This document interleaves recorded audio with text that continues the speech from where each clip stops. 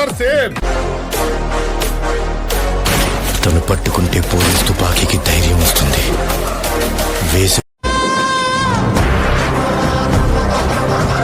యుద్ధం చేసిన ఒక రాజుది,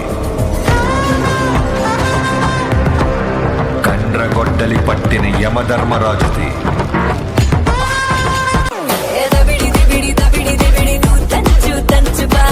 నందమూరి నటసింహ బాలయ్య బాబు బాబీ కాంబినేషన్ లో రాబోతున్న సినిమా డాకు మహారాజ్.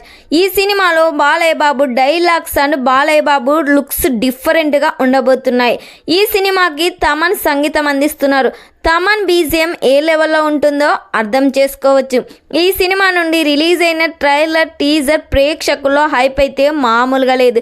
ఈ సినిమాకు దాదాపుగా 150 కోట్లు అయితే ఖర్చు చేశారు.